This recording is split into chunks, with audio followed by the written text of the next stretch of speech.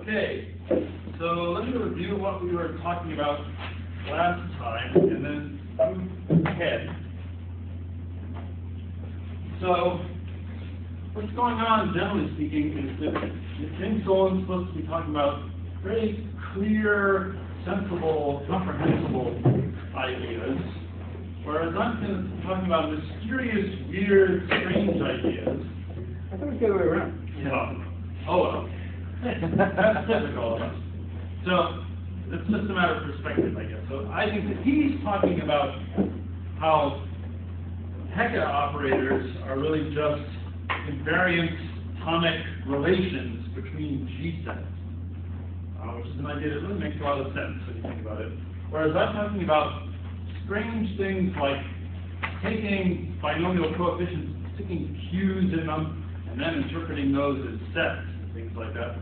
But we'll see that those strange things are examples of the comprehensible things. So this is all supposed to fit together.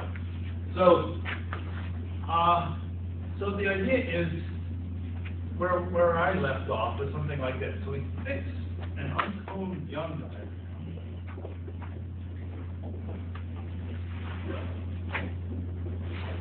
D with n boxes.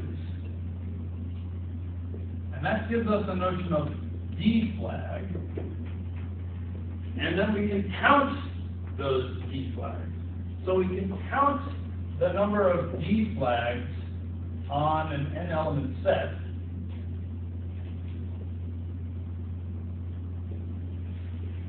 So remember, that's just a way of partitioning the n-element set into subsets with specified numbers of elements, where the specification is done by the rows of the Young diagram. And so we see that that's a multinomial coefficient. So it's written n choose n1 through nk. That's the set of, that's how many ways there are to take an n-element set and partition it into subsets of cardinality n1, n2, n3, and so on, where the subsets are labeled. Subsets have their own identity. Each one has its own label. So the first subset, second subset, and so on. So that's one thing you can do. It's just a little piece of combinatorics, so it's just some natural number that you can calculate. But then, part of the idea of categorification is you say, don't talk about the number, talk about the thing that has that many elements. Talk about the things themselves, not the numbers. So you can talk about the actual set of D flags on the n-element set. And that's, of course, some finite set. And the point is that all sorts of identities involving binomial coefficients or multinomial coefficients are really coming directly from facts about these finite sets. And so you should try to take as much of the map of multinomial coefficients as possible and lift it up to this categorifying level. So categorification is the attempt to climb uphill from the set here, or some set, to some category. But what's easy to do is to fall downhill, and that's called decategorification. That's a systematic process. In this particular case, it's called taking the cardinality of a finite set to get a natural number. In general, it's taking the isomorphism class of an object in a category to get an element of a set. But if you do that, in this case, it's just called cardinality, or counting, for short. So that's fine and dandy, but then there's sort of a stranger thing going on, which is that we can also look at D flags on an n-dimensional vector space. For example, over vector space over the field with q elements, Fq. So this is something that's in the realm of projective geometry instead of finite set theory. And we counted these with considerably more work, but it was very analogous work. It's all the same kind of calculation. And so that's called, and what's called is a q-binomial coefficient. So we did that.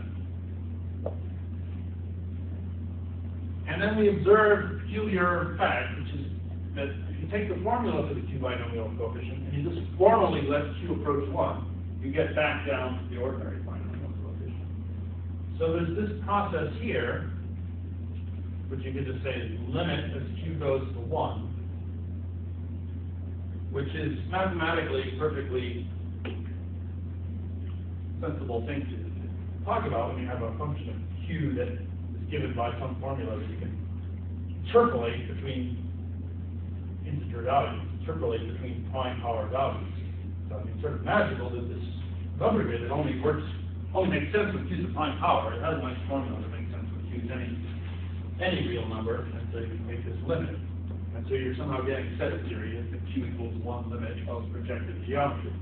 So that's sort of well defined, but still sort of mysterious in the sense of why it should work. That's sort of mysterious. Of course, when you see a diagram like this in category theory, you always want to complete the square, and of course you can, because here,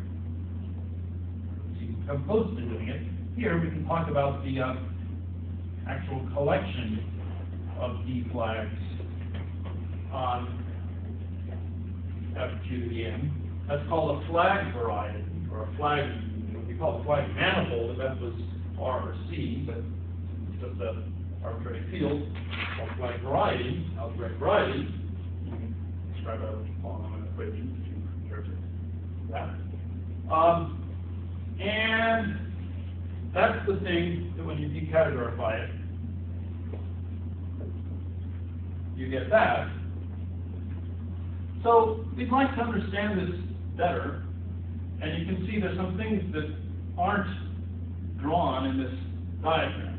So the most obvious thing that's not drawn in this diagram is what's this? What is this kind of arrow? In what sense can you take the limit of the flag variety as q approaches 1 and get this particular set of d flags on a finite set? One element field. If we knew what the one element field was, and it turned out that a vector space over a one element field was somehow just the same thing as a finite set, or maybe in disguise somehow, then that's what we could do, right? So we could try to imagine making up a theory of fields with variable numbers of elements, or sort of think about all the fields together. You do some base things sort of. Yeah, so you can imagine talking about some generic field where you don't know what q equals, and then specializing down to particular values of q to getting this particular projective geometry over that particular field.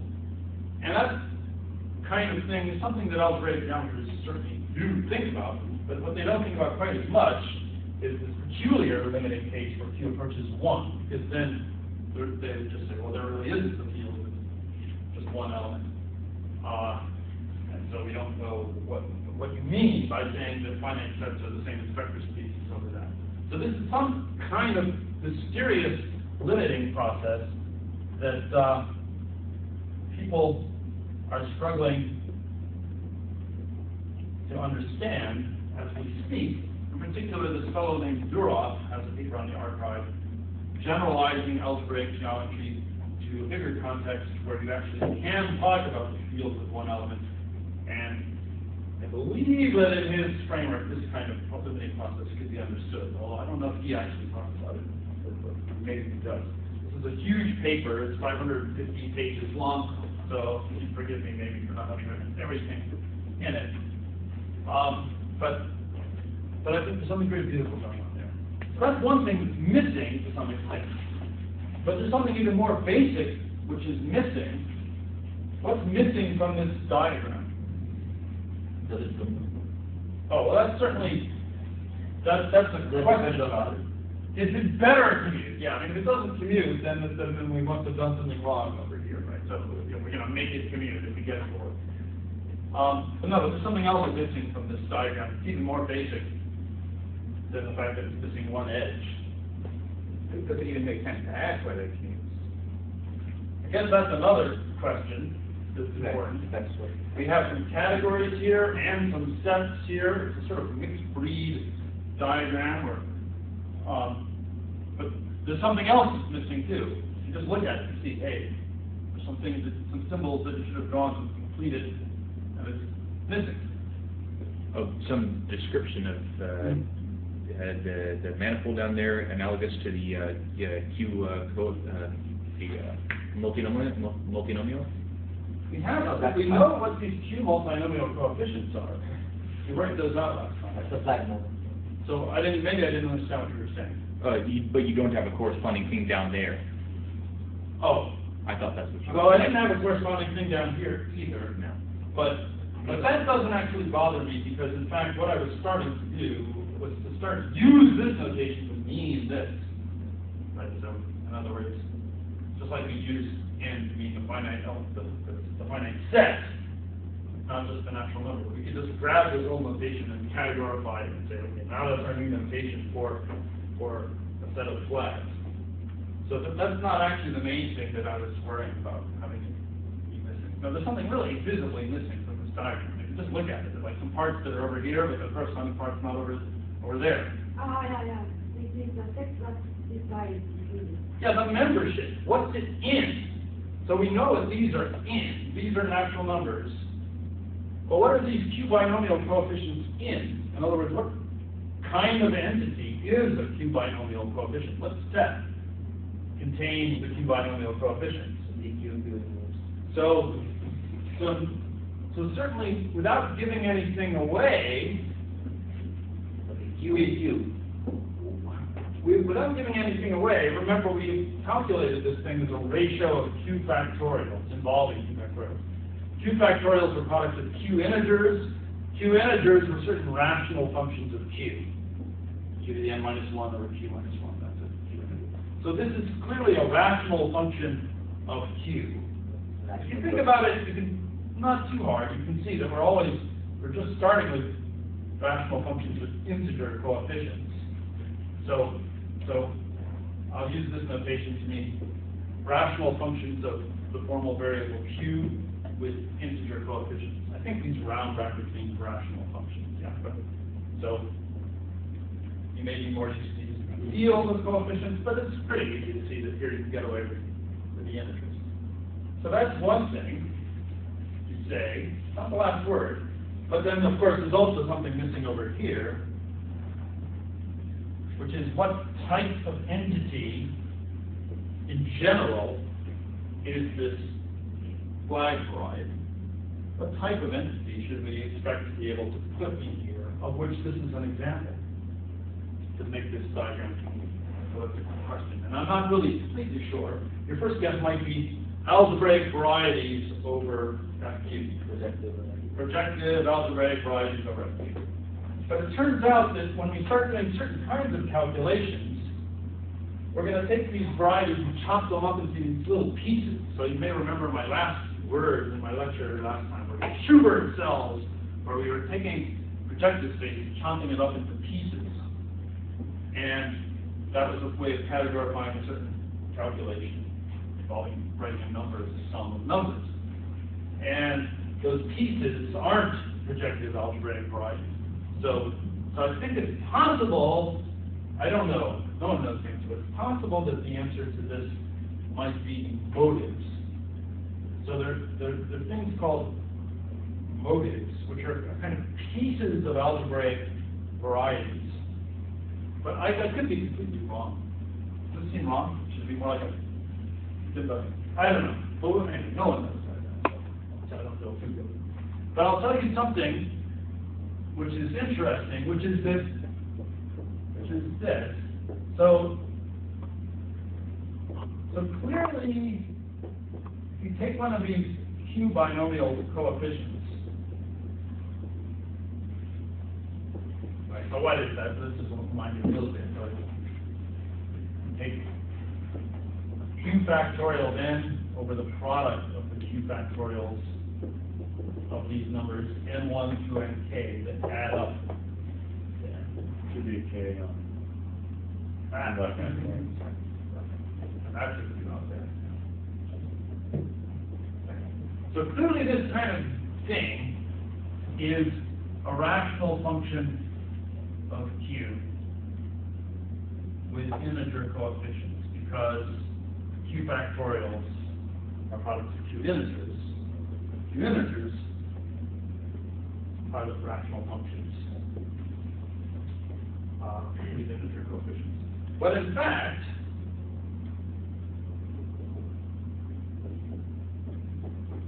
it turns out that it's much better than that. So this is related to our question of filling out this diagram, trying to figure out what type of entity these q-multinomial coefficients really are. In fact, they're much better than what I just said. In fact, they're polynomials in Q with natural number coefficients. So it turns out, of course, this is contained in this. It turns out that something much better than you might at first think is true. So that suggests that the whole commutative square that we were looking at is somehow better than you think. The right-hand side of that commutative square might be better than you think. So let me do some examples, and then let me talk about the proof. And the proof will involve this concept of Schubert Cell in this slide over here. So the easy example that I talked about before, I'll do like a specific case of that easy example. So you take D, and D just say this, for example. So if you look at the D flags on FQ to the N, well, N is 3 here, so 3 box jump diagram. So what's a D flag on in this case? It's a line. It's a line through the origin in FQQ, the one-dimensional subspace of FQQ. Or if you like, and let's get projective here, it's a point in projective space. So this is just projective space. This is just a projective plane. Sorry. Not projective space. Plane. So that's the projective. FQ. I was worrying too much about whether I wanted to write the P on the side of the point in the projective plane. And what we saw last time was that if you count these, well, so we saw last time that this is the same thing as FQ minus the origin divided by FQ minus the origin. And so if you count them, count the points in the projective plane, you get Q cubed minus 1 over Q minus 1. That's your Q integer. But then you can expand that out. So it looks like a rational function, but you can say, hey, let's actually factor out, and you get 1 plus Q squared. So it's actually a polynomial with natural number coefficients. But the point is that there's a reason why. The point is that you can take this projective plane and you can chop it up into pieces which have 1 element, Q elements, and Q squared elements. So you can chop it up into a 1 element set plus a copy of FQ plus a copy of FQ. That's another explanation of this formula. That it sort of explains why you're getting these natural number coefficients. And so the idea is that, well, here I'll move over here and draw a picture of this thing. What you do is you're looking at the projective plane here. This is the projective plane. This would work for any field here. And you're trying to count the number of points in it. And what you do is you do this trick where you pick a specific total flag. That is, you pick a point, and then a line containing that point, and then a plane containing that line, and then so on. But here the so on stops right there. That's a total flag. So this is pick a total flag. Maybe it's also called a maximal flag. lots of names for it. Total flag, so that's a D0 flag, with D0 being this kind of diagram here. Sort of a point lying on a plane, lying on a, what's that? A 1D subspace lying in a 2D subspace lying in a 3D subspace, in the vector space language, of a point lying on a line lying on a plane in projective language. So we take that, so that's this guy here. And then we classify the other points in terms of how they relate to that. So Jim has been spending all this time talking about invariant relations between geometrical figures. And so the different possibilities for how a point could relate to this. So a D flag could have various relations to this.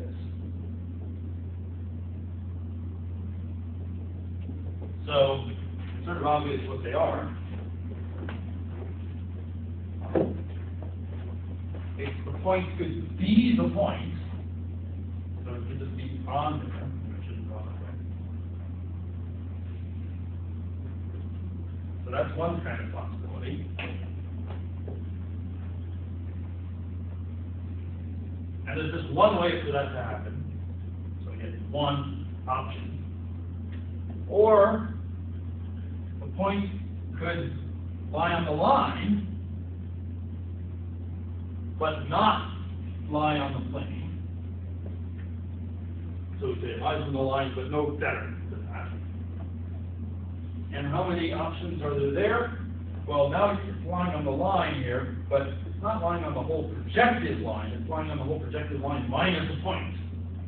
Right? And the projective line minus a point is the usual affine line, the normal line, which is a copy of F. So there's F choices of how that point could lie on that line.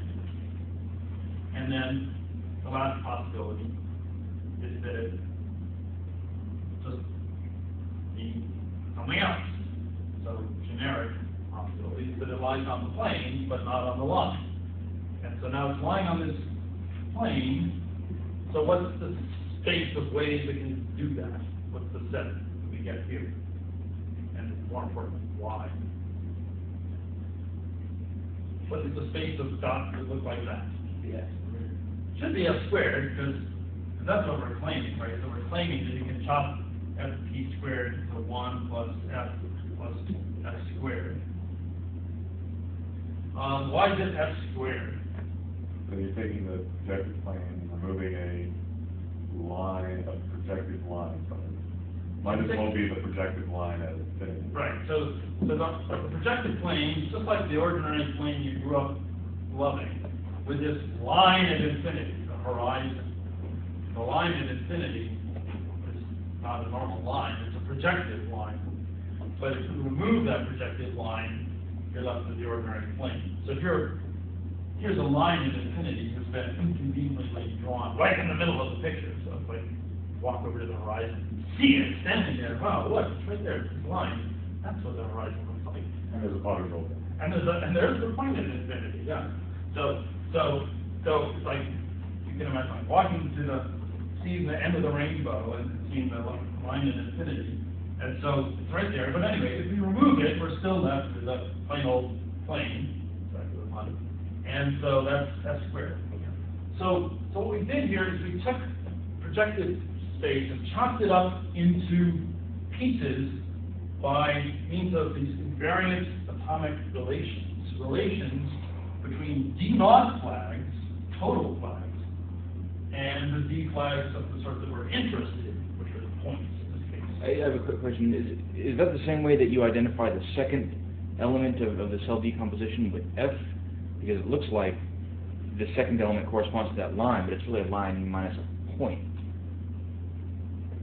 right? It looks like it's a projective line. And so you can just identify that? It's really a projective line minus a point, which is a normal line. Right. You can't say line anymore unless you know whether you're talking about an affine line, which is a copy of F, or a projective line, which has a... But yes, it's exactly like that. So if you take projective end space and remove a projective n-1 space from it, those are the points at infinity, then you're left with an ordinary affine n space. Yeah, so that's a general type.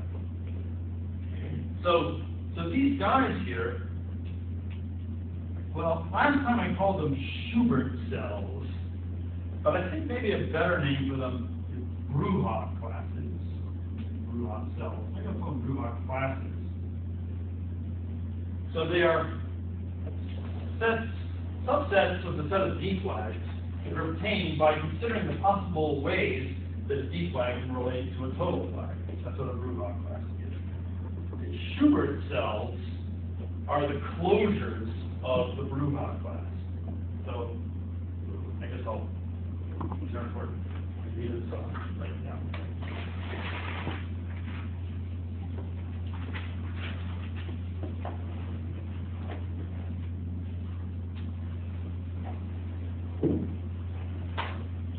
So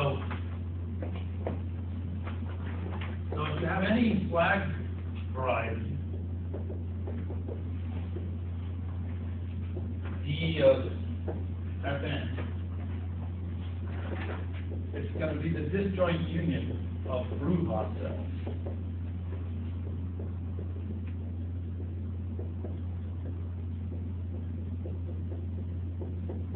Bruhat classes, what we call it. So how do you do it? How do you do that? You get them by choosing a specific total flag. So a total flag is a D0 flag, where D0 is the tall, skinny young diagram. The D0 flag consists of a point on a line, on a plane, etc. And then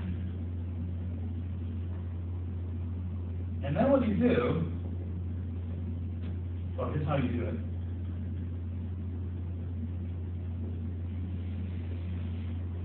So, remember what Jim said, if you have a group that acts on two different sets, you can classify the possible invariant relations in the following way. So you take your first set, which runs with the set of D flags, and you take your second set, which is the set of D0 flags, total flags in this case. And our group acts on that. What's our group, by the way? GLN.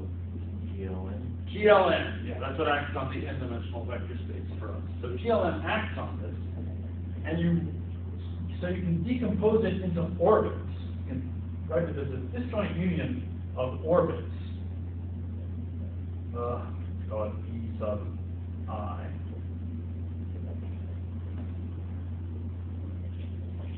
Where BI are these GLN orbits.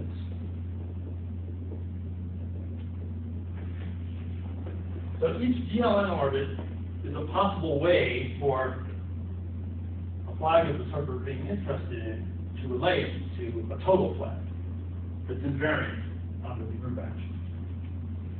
So, for example, a point could lie on the line, a point could be the point in our flags, etc. So we do that, and then so next we pick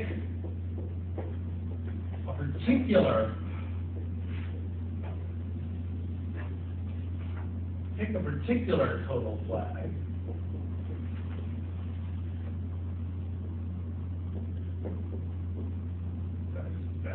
What's a good name for a total flag? Pick a particular total flag, and then chop apart the set of your other flags in terms of how they relate to this one. So you take the set of your D flags, and you write it as a disjoint union of things like this. So you take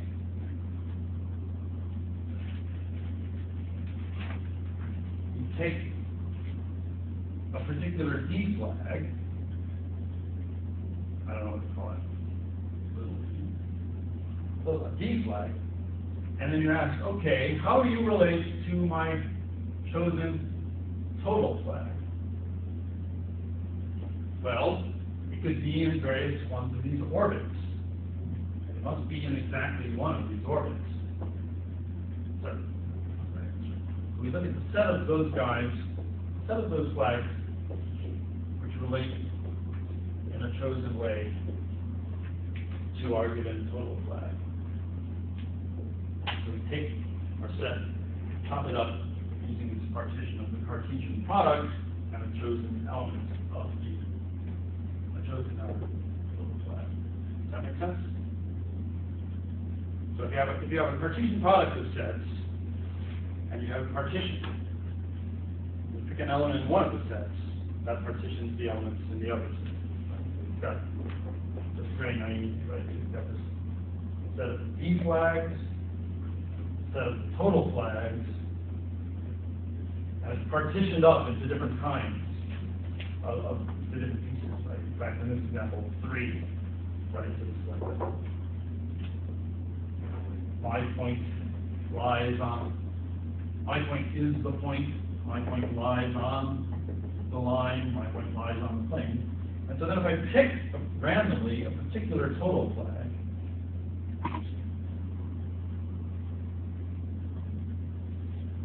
so pick a particular big phi,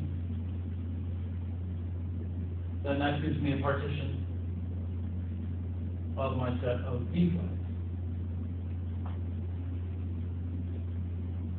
Right, so I get that my D flag can be in one of these 2 parts.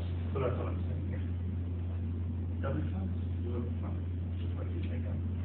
Not making them. So these things here are called Bruhat classes.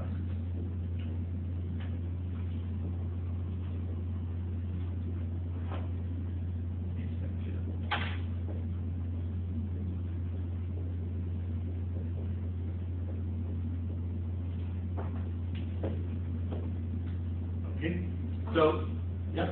So the other probably. Yeah, I don't have a particular best way to list them right now. We'll get one in some examples. But yeah.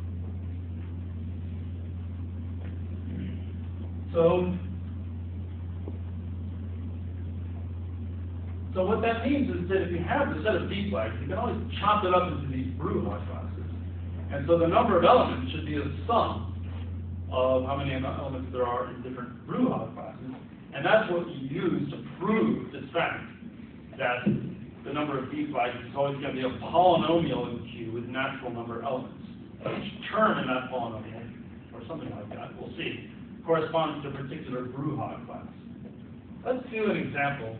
Let's do an example that we already did, actually. So we'll take 4 space now.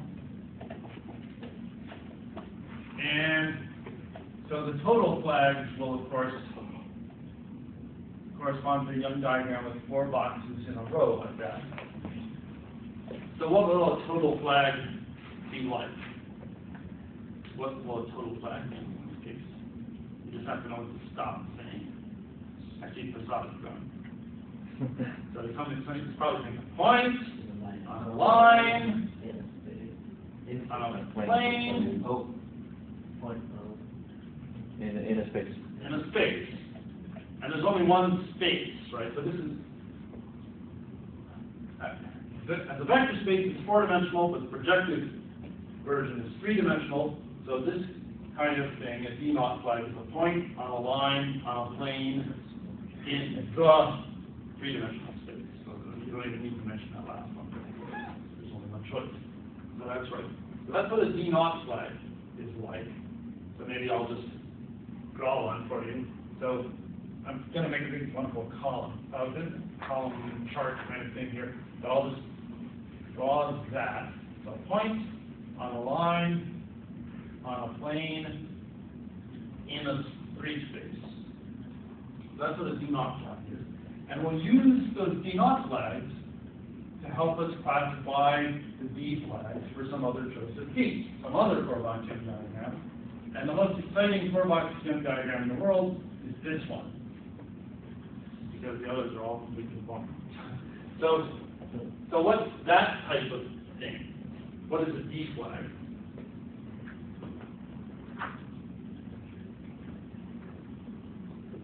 Yeah, for this choice of D. A line. Yeah, it's a line in a three space. In other words, just a line. That's right. So D flags are lines. That's right. So what we're asking when we're studying the Bruhat classes are how can a line relate to this kind of thing. And actually Jim did this one in the last class, but I'm hoping you forgot so that I can do it again if I still thinking you're learning something. So the idea is that we pick a particular total flag, which will be some particular favorite point, some particular favorite line, and some particular favorite plane. Now, Jim noticed in only feature of the English language that plane begins with the same letter as point. Clearly, they weren't thinking about projective geometry when they invented it. So anyway, I will just make up some other letter for plane. Okay, so we have a point on a line on a plane here.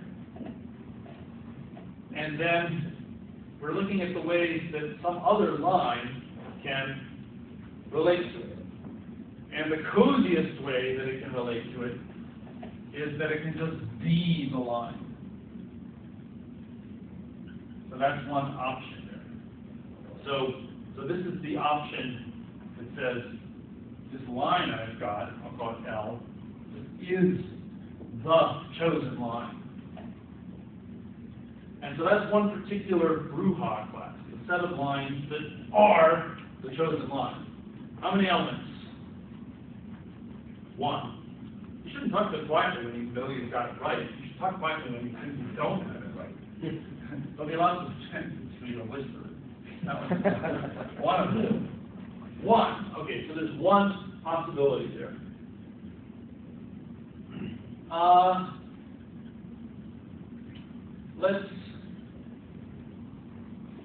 Let's go on and work out the other options. And some of them may be some things may be a little harder, but a lot of things are easy about this. So what's another option for how a line can relate to a total flag? It should be another line on the plane. Another line. So you can see just a line on the plane, but we're sort of trying to start out with the options where as much interesting stuff is And it through. also is through that point. Yeah, so that's more exciting than what you said. Yours will come down a little later in the game. But this is nice. But more is true. So the line is in the plane. So our line is on the plane, and it contains the chosen point. And it's not the line. Right. And so we always have this sort of little fine print, which is sort of the fine print that they always have in contracts, which says, and anything that we didn't tell you, there's no way you're going to get more, okay, right? So, like, banks don't need to say, and by the way, we won't just, like, put $1 million in your account. That's, like, against the rules. You just don't need to, you don't need to check for that. It's just like, what they don't promise they're going to give you, you can darn well bet that they're not going to give you. Okay, so that's the philosophy here of these Bruhat classes, that we can state them in a positive manner, but the fine print just asserts all the negative stuff. If we leave out the fine print, that is, if we actually allow better, so we would allow this possibility as part of this possibility, then we get what's called the Schubert cell instead of the Bruhat class. The Schubert cell is the closure. The closure is essentially deciding the point of infinity in this case, huh? That's right. Well, we have all these different lines going through the point and lying in the plane. I'm trying to sort of indicate them all here. Right? And there's how many worth of these? Well, there's one one field's worth of those. Yeah, it's F's worth, where F is our field, right? So there's a line's worth of them, but they have as a kind of limiting case this one up here. Right. So the closure of this line of lines would be a projective line between those points. Closure in this case means something like one-point compactification.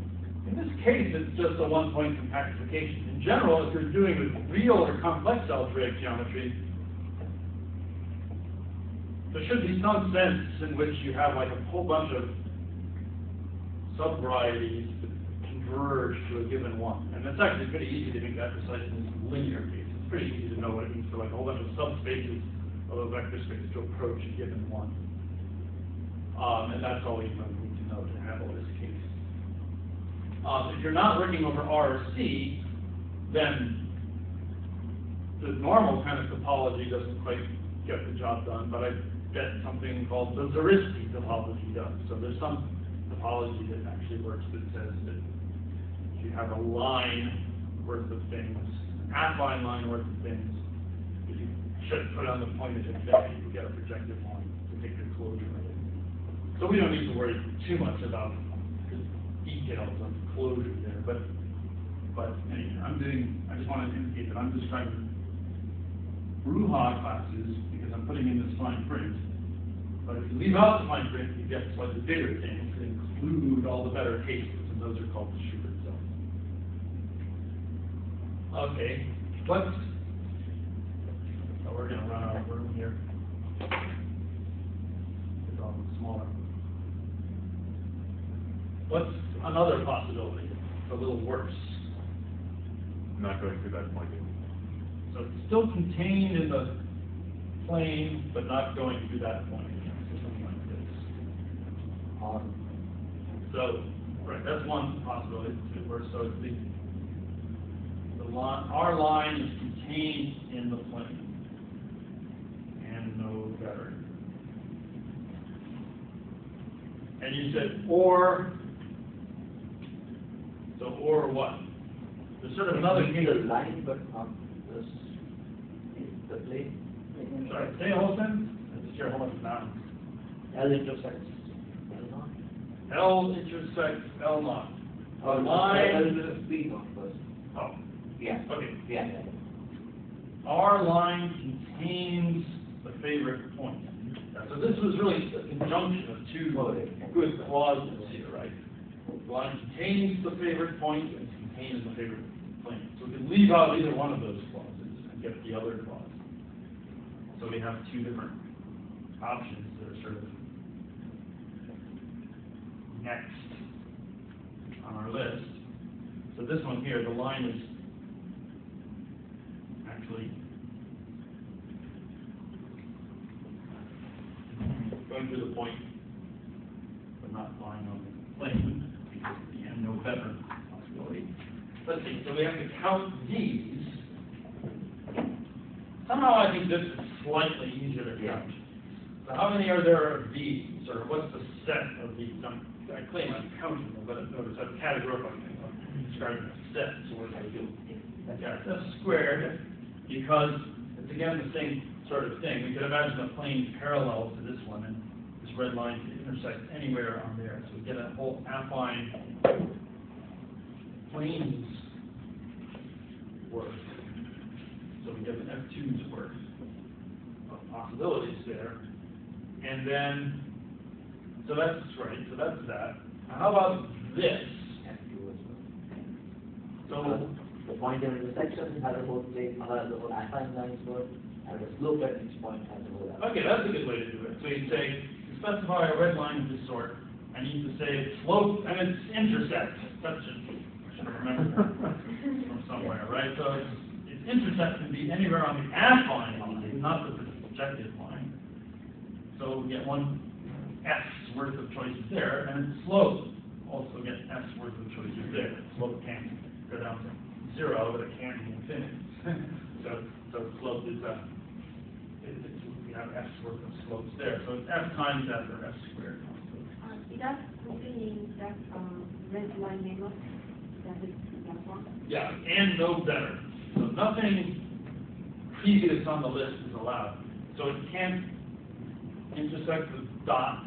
Is that what you were mentioning? No, I'm going to be discussing something the case of less than the graph of values. Oh, parallel. Yeah, they can be parallel, but the concept of parallel doesn't really have any invariant meaning in projective geometry. So it's like train tracks may look parallel to you, but if you look at them in a picture, they don't look parallel. Right? So every pair of lines projected plane meets. Well, I think maybe what we need to think of is the fact that we can say that that can intersect line anywhere except the origin point. So we can just say, okay, let's exclude the point at infinity if at one point we exclude. Right, this guy here is the point at infinity, which has been conveniently located. That's where we get f squared as opposed to, or f as opposed to projective line. Yeah, so it can intersect anywhere on f, not on the whole projective line. And its slope can be anything in f, not on the projective line. Yeah. So we've got those options, and then I think there's a couple more options. What's a little bit worse than what we've got so far? It can intersect the plane. Intersect the plane. Yeah. That's all you say. That's not. Every line intersects. And the line. Every the line. Oh, it intersects the line. Ah, it can intersect the line. Yeah, that's a little bit better. So it can intersect the line and no better. So not at the point. That's right. So here's the. Now this is the funny case. This really requires a quantifier. So we're saying that there is some point which is on the line and it's on our line. That shows that it's not always quite as simple as the sort of thing to consider. How many choices are there of that? How many, what's the set of such things? F cross F, well, F plus F plus F? Plus? Go cross. Yeah, I guess it means plus. Yeah, here's funny. Yeah, I'll F direct sum. Let's say cross. Let's think of them instead of X. F cubed. To get F's worth of choices of where it intersects, and then F squared choices of its slope. We'll go around this direction. So it's These parts cannot be zero, right? Oh yeah, right. It's always and no better. See, eventually we're just going to get so used to this that you don't. That's like asking the banker, oh, and by the way, would you like, give me 20% interest occasionally when I'm not expecting it? I wouldn't want that. So yeah, so I'm going to start leaving that out. But you're right. It's always good to notice you really need that and no better clause to get these to be such a simple form. Otherwise, we get different. And so this last one, in fact, we can just leave it blank because all there is to it is and no better. Nothing, no better than nothing. So it's the generic situation, which actually does mean that the line does hit the plane somewhere, possibly at some place that looks like an infinity in this picture. But why don't I just draw it somewhere that you see it so you realize it really will intersect. Even the worst case. So, how many choices of ways are there for that last big thing to happen? F to the fourth, right? You've got F squared choices of ways it can, a place where it hits the plane, and then F squared choices of slopes. Yeah, so that's that. Okay, and that's all there are. And this shows you, at least in this case, why we're getting a polynomial when we count the set of D flags. So what we're getting here is that the set of D flags, not counting yet, so the set of all D flags on F to the fourth, that's a set, it's isomorphic to 1 plus F plus F squared plus F squared. We can just write that as plus 2F squared plus F cubed plus F to the fourth. And so then when we count the D flags, which we can do when we're over a finite field, that's our q-binomial coefficient, or choose 2 E subspace of the 4D vector space. Then that must be 1 plus q plus 2q squared plus qq plus q to the 4th. So even though when you just stare at the definition of the q-binomial coefficient, it looks like you might be getting a rational function of q, you see that it has this pleasant form of being a polynomial. So if you just went according to the definition, it would not be at all obvious from the definition of q factorial, q-binomial coefficient, right? Just think about that for just a second. So we say, how many lines are there in this projective 3 space? And they tell us, okay, so it's 4 q factorial over 2 q factorial to q factorial. And then you work that out, so you get 1 times,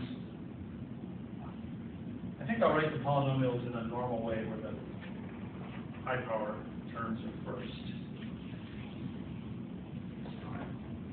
So 1 times q-deformed 2 times q-deformed 3 times q-deformed 4 over 1 times q-deformed 2 times 1 times q-deformed 2. So if you write that out, it's not instantly obvious that's a polynomial.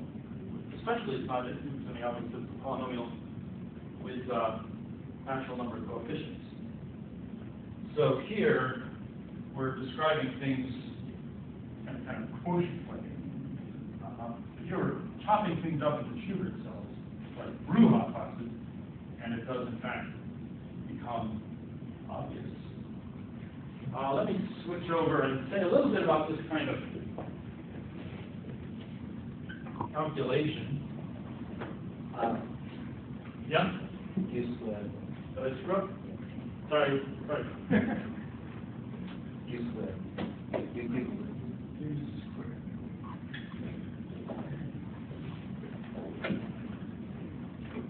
Let's just divide out those polynomials and see why it works. Now that sounds like a horrible thing. It seems a little obvious why it works if you didn't extend it up. You had left them as q squared minus 1 over q minus 1 and so on and so forth. Did it gives you a polynomial? Yeah, well, I be able to steal the polynomial you do that way. Oh, well maybe so. Darn. Then this thing I'm about to do wouldn't seem quite so exciting. But I'll do it anyway. Yeah, don't worry. Not gonna stop me just by saying you see it some other way. So someone tells you, okay, I know how to count the D flags.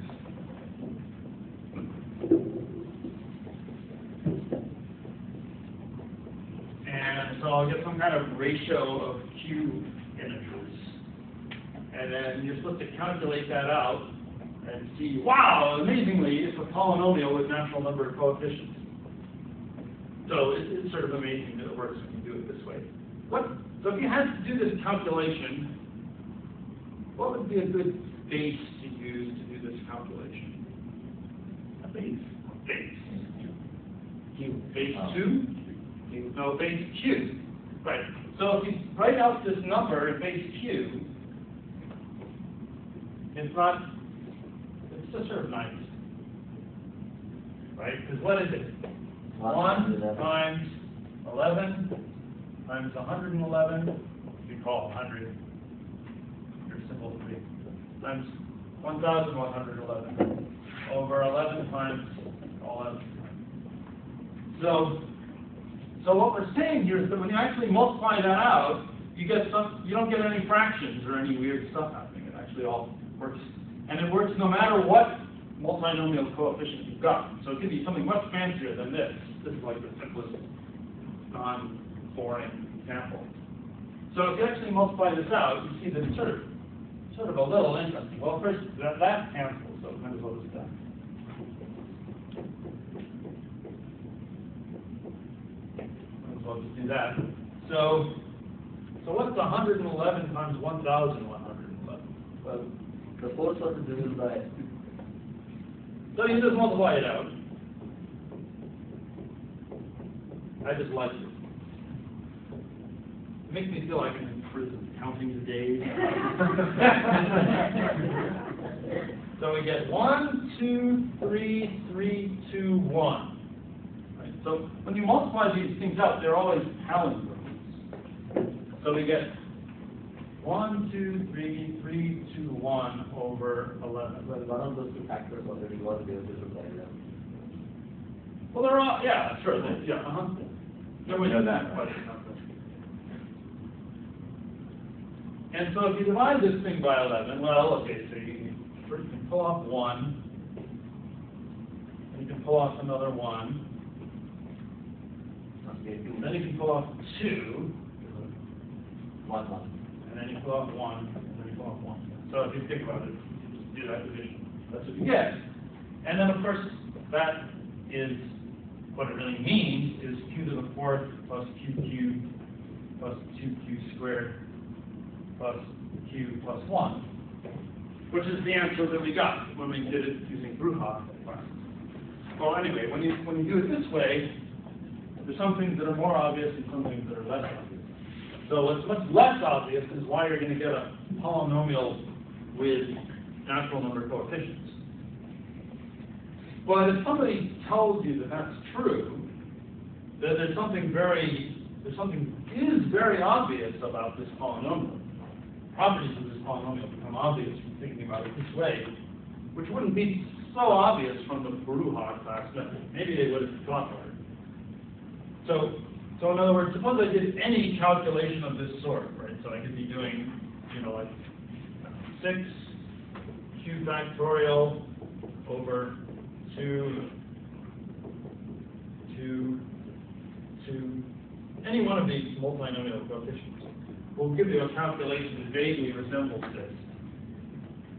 If you believe me that you can always use Bruhat cells in exactly the way that I described, you shouldn't really believe me. You can prove that. But if you believe me, then you get a polynomial, and it's a palindrome. Right, so that's what's obvious. It's the polynomial that you get, because you're just multiplying a whole bunch of numbers like 111 times 111, and dividing by them. It will be a palindrome. So if it's in the set of polynomials, then it has to be a palindromic polynomial. I wish I just mean one where the coefficient of the lowest power matches the highest power, second lowest, second highest. It all matches itself. So that's going to be true. And so that's just an interesting and important fact about these, which we'll, of course, want to categorify that too. So the meaning of that. Why is it true you use Bruhat? I don't want to give that away. You have some history. But we will see this. Maybe. Maybe we'll see it. I don't know. I want to close lots of puzzles. I don't want to solve all of them. Then there won't be anything left to do. So let me show you why, at least for any Grassmannian, that you get these Bruhat cells that are all to form f to the k. So we worked out in this example of the two planes in force space, or the lines in projective free space, that the Bruhat classes were all to form f to the k for some k.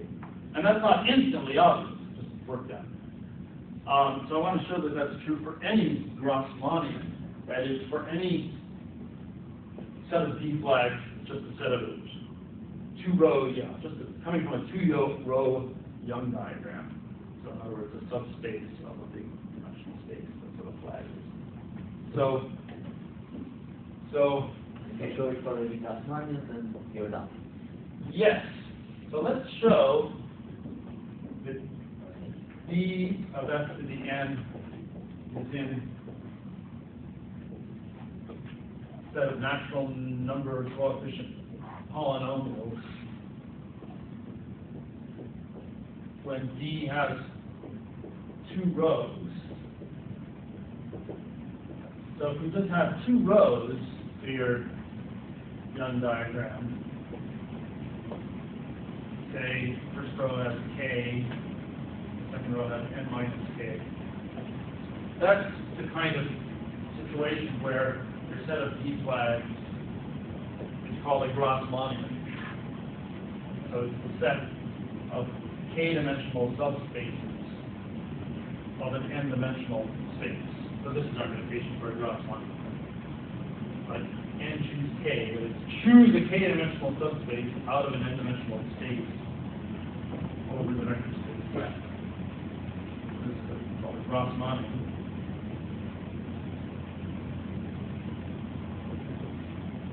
I guess they call it k-planes in F and N. So in this particular case, let's show that that's true. And then it will follow in general, because the way we counted the flags in general for any flag variety was we took that flag variety and said, what's a flag? It's some dimensional space and another dimensional space and another one, et cetera, et cetera. To count those, first we have to pick the lowest dimensional subspace. So that's choosing something out of the Grassmannian. Then we have to pick the next highest dimensional subspace, and that's also picking something in the Grassmannian. The Grassmannian of a quotient space, and so on and so on. Right. So then we see the theorem in general.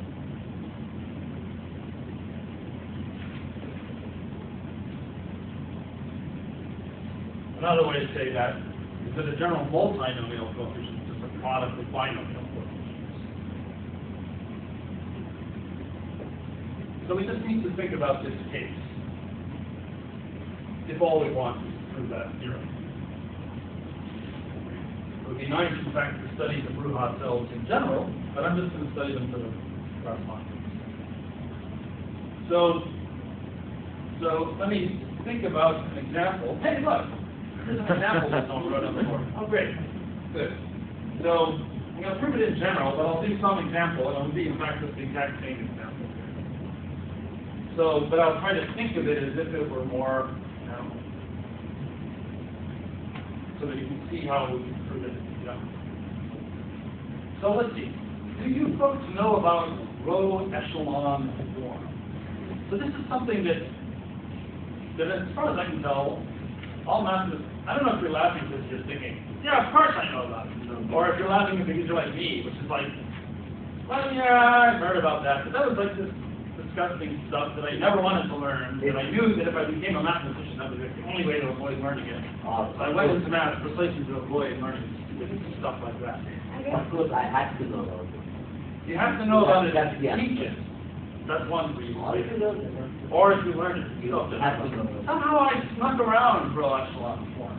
I just somehow avoided it. I went in and I jumped up to some high-powered linear algebra class at some point where I didn't know how to actually do anything. Or something like that.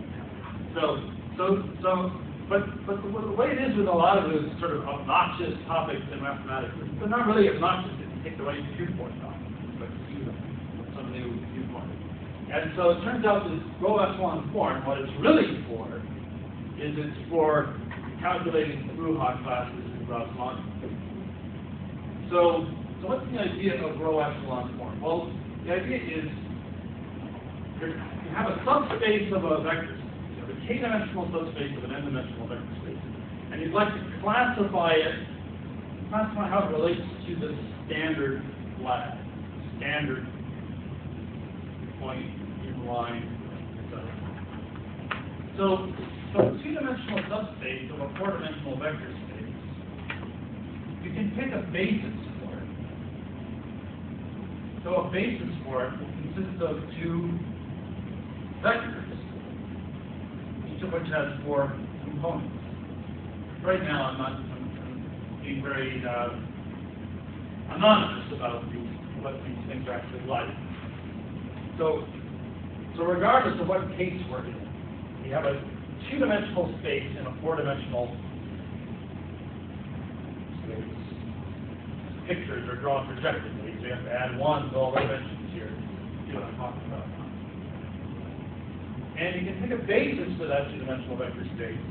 And then you can do something called putting it in row echelon form. To sort of simplify it out, try to pick the nicest, simplest basis you can. Where nice and simple means nice and simple relative to the standard flag. So for example, I'll just sort of tell you what happens here. So here, this is like the nicest situation in the world. So the first basis vector, you can just take it to be 1, 0, 0, 0. And the second one, you can just take to be 0, 1, 0, 0. So our standard flag, in terms of vector space geometry, is this. Right. So what I was calling P0 are the point in projective space. That's the one-dimensional space spanned by our favorite vector. My favorite vector in all the world is this one. And then the line is the two-dimensional subspace spanned by my favorite vector and my second favorite vector, which is this one. And my plane projective space is really the 3D subspace spanned by my three favorite vectors.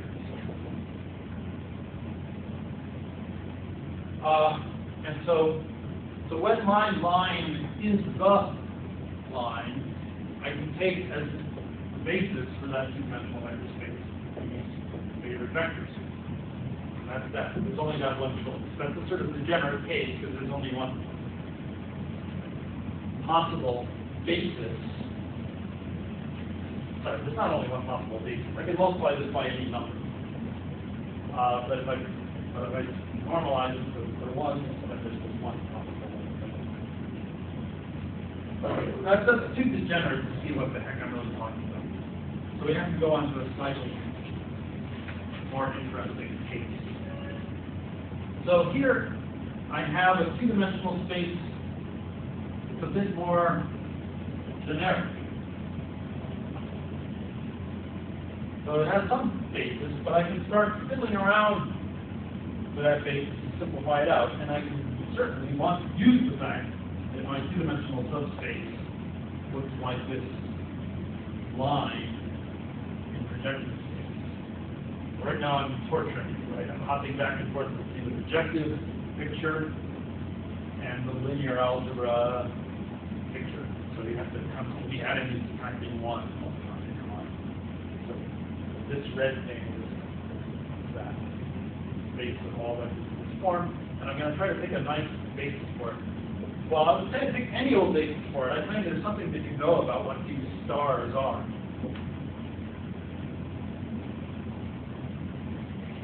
What do you get from the fact that this line is on that plane?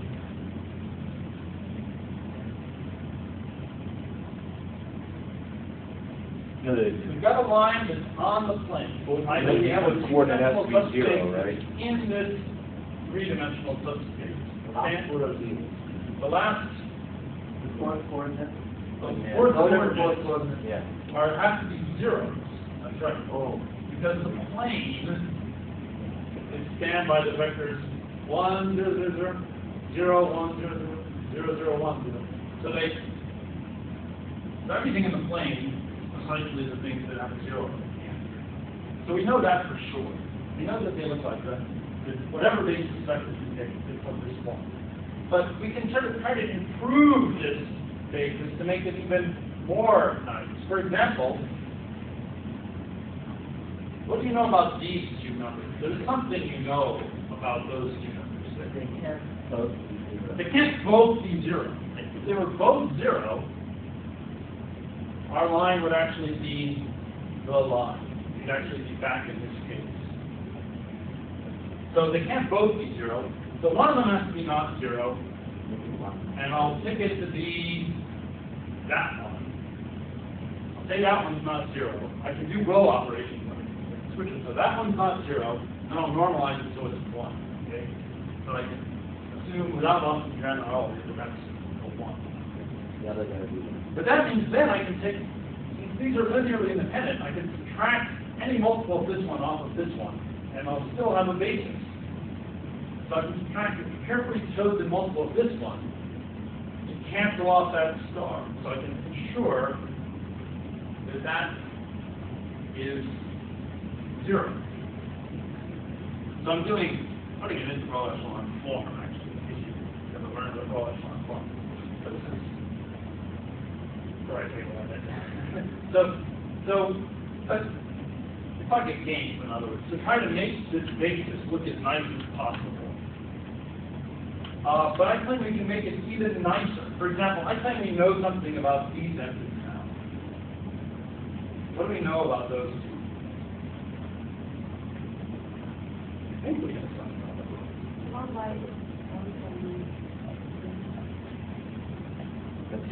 Oh, maybe, I'm sorry. I think both these 0. Now I'm getting confused. I was about to guess that they were both going to be 0. But they could both not. I think it is one. Those are the ones that are going to be kind of. Now I'm getting confused. I'm going to cheat. You think about it too. You have to keep sort of making it be as good as it can be.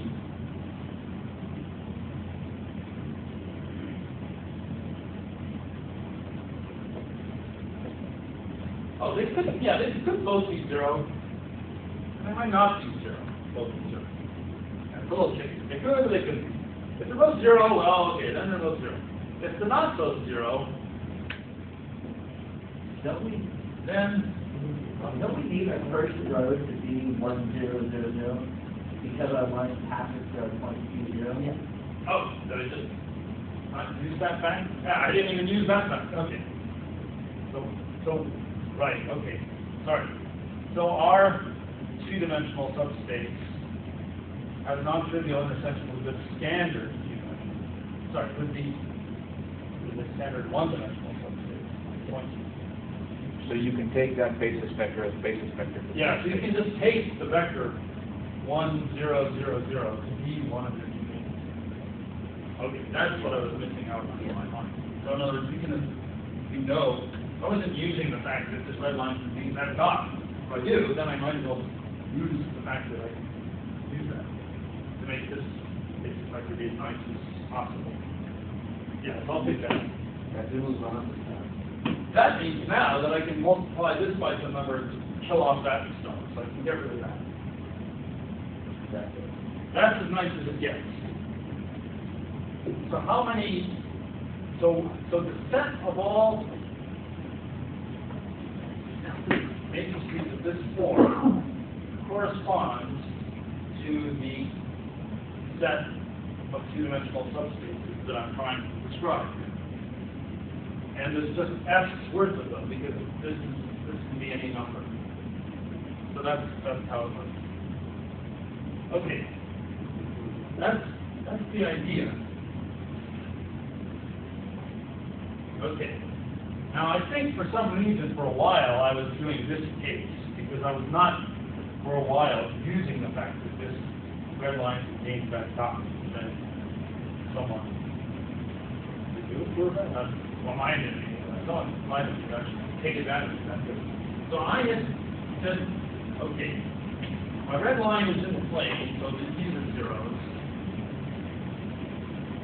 I've got these things. One of them has to be non-zero, so I can scale it to be 1 and use it to cancel off the other.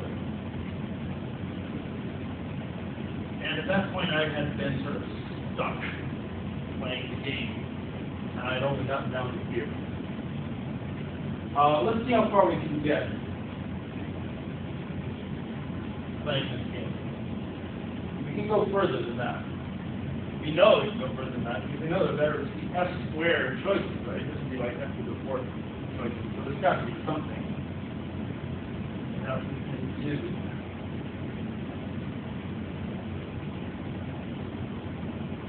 So what can we do to prove this choice, prove this bases. What are we doing? You're doing it on the plate. All we know is that they're on the plane. Lines on the plane.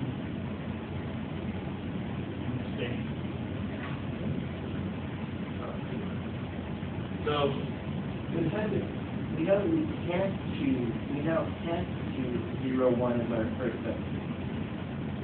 right, it cannot be like this because of the and no better clause. Oh, what does that mean? Well, because one was, because we could do column operations, but if we chose the first one to be 1, So we can't do column operations. Okay. Row, epsilon, we can take linear combinations of our basis vectors to give us new basis vectors. That's doing row operations. Sorry? Ooh, well, sorry, you can't like a column. No, the one was essentially is one, it's one. The one was essentially is 1 and the one is essentially 1. No, but I love what you said. So he said something, Christopher said something great. He said, we know that is that guy cannot be 0. right. So what can we do? Using just that. Maybe We can rescale it, make it 1. Okay. Okay. Yeah, so we can do that. So 0 would be back in the previous case. Okay, now what can we do? We can call that bottom and 0. Yeah, now we can subtract the multiple from the top one from this one and fill that out. This might sound weird. And then at that point, yeah, we don't, they can both be 0, they can both be not 0, so we don't know anything about that. So we get f squared for the choices. Okay. Now we know even less. Let's do it. Well, not really, we have the first row. Oh, Let's do it. we know something, but let's check to see what it is. We know that our line changed the point. So we know the first row, what do we know? We know the first row is 1, 0, 0, 0. Oh, okay, so we know actually quite a lot. And we also know that the fourth entry on the bottom would have to be not 0 because we don't want our thing to lie on the plane. Right, this has to not be 0, because otherwise this red line would line the thing. So we can normalize it equal 1. And we can also make the first entry on the bottom 0 by adding the top. Right, we can subtract off any multiple of this one from this one. Some of you obviously did row echelon. And so we can kill off that. Can we do anything more? No, they're not able to. Wow, yeah, cheating. But no, we can't do anything more. These zeros are hopeless. It's helpless to simplify this. Even if they were, they could simplify it, then only can make that. Okay, I'll take your word for it. I'm having enough trouble playing this game. Much less playing all other possible related games. So I'm not very good at these manipulations. So, Maybe you want to do the last one? You want to do the last one? no, let's be brave here. So we have two. Oh yeah. Oh, this is easy.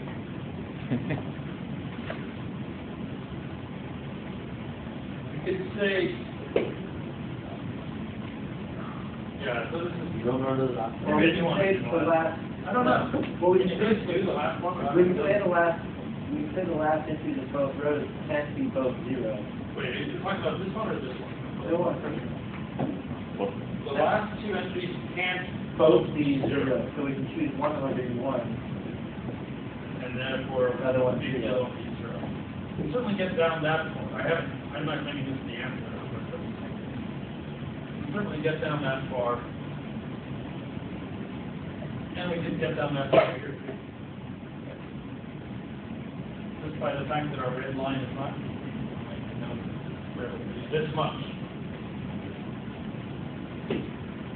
Here, this case is here. We know the red line is not on the plane, that's what this is. We also just know a bunch of other things, all of which are negative in character. But we just know that it can go better. So it can't be any of the previous sorts. We may get in trouble because we haven't worked out what this previous sort is. Well, but you take the. Which one do you want to do? Pick one. Sorry, I'm going to do it. Let's do the first one. This one? Yeah, but Okay, so now we have to say subspace. Right, so we Well, let's see, here we go. Let's see how far we can get. So what do we know about these advantages? You must know something about it. Even if only from the and no better clause. They both use 0? They both use a star guy as 0. Or maybe we don't even know that.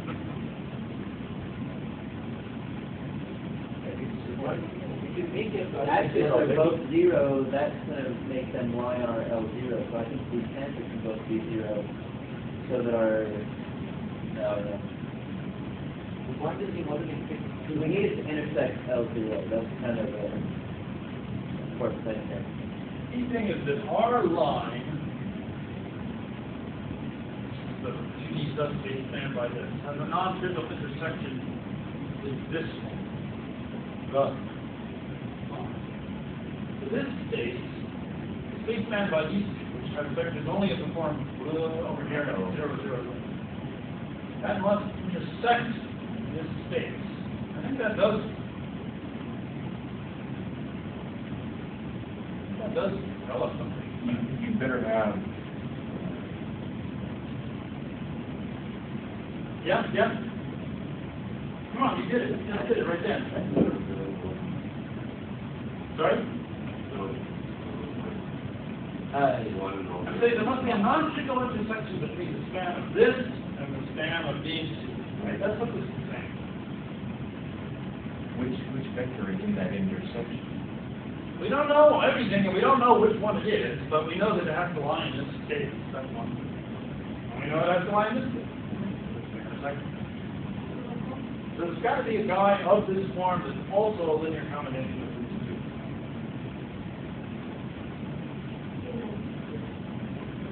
I thought for a minute, I thought I knew what I was doing. Right? So 1, 3 entry has to be 0. Something like that. Yeah, we've got to get, there must be some vector in this 2D subspace that has this last two entries 0. That it lies in the space. So we might as well take that vector to be one of our basis elements. No loss of generality. You got enough the vector, you can pick it to your basis. So in other words, we might as well take our first basis element, be in this subspace. So then it's a big one. That was the Yes. The point is yeah. Right. Well, I mean, there are all sorts of other possible things. Oh, maybe there aren't. Maybe it has to. I don't know if it has to be or not. But I'm trying to make it as good as possible. So I'm just having enough trouble doing this at all. So I'm saying you can assume without loss of general. the first one is the first condition, conditional norm. The first row is the condition that P prime is conditional norm. Well, P prime is just a variable. We don't even know what P prime is. I'm not sure if we say that. I think writing this first row would be like this. Equivalent to the fact that this 2D subspace has a non-trivial intersection with this one.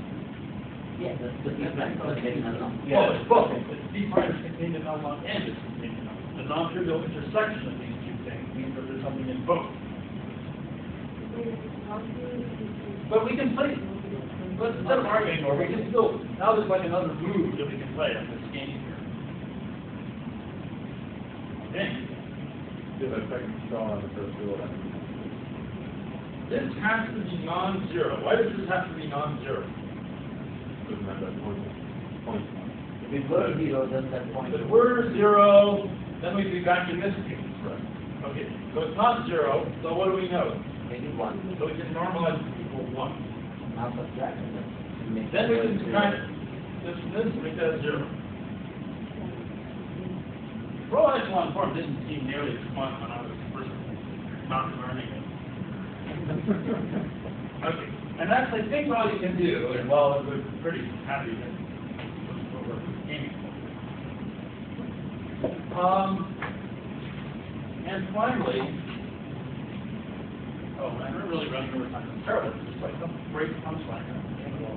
So finally, what can we do here? It can't be of this previous form. So this thing must not be 0. So we can normalize it so that it's 1.